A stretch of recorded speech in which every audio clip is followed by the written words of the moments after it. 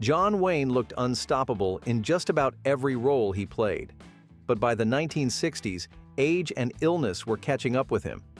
In 1964, doctors removed his entire left lung and 2 ribs. He was supposed to take 6 months off to recover. He gave himself 4. The movie was The Sons of Katie Elder, and it was supposed to prove Wayne could still carry a blockbuster. The director, Henry Hathaway, had no interest in taking it easy on him. Wayne had barely regained his strength when Hathaway decided to put him in a river scene. The water was freezing.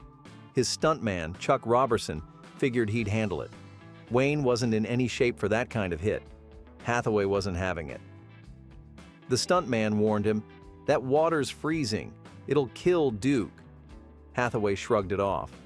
Wayne himself wasn't convinced he could do it. Hathaway didn't give him a choice. He basically shamed him into it, calling him a baby, telling him it was just a little cold water. I knew he was suffering, and everyone hated me and thought I was the devil for making him do it. So Wayne did it, and it nearly broke him. By the time he came out, he was soaked to the bone and struggling to breathe. They had to rush him to oxygen. The crew was furious. His wife was livid.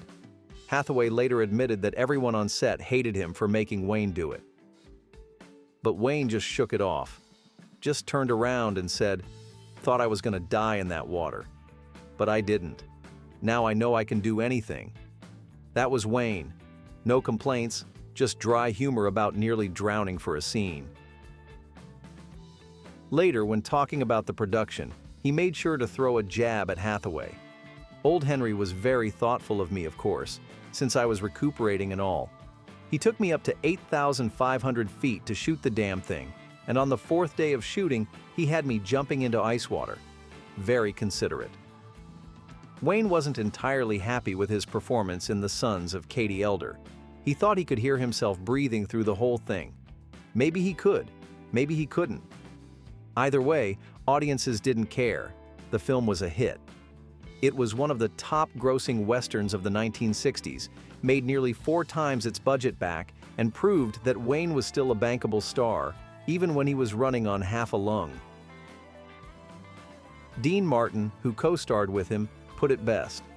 Someone else would have laid around feeling sorry for himself for a year, but Duke, he just doesn't know how to be sick.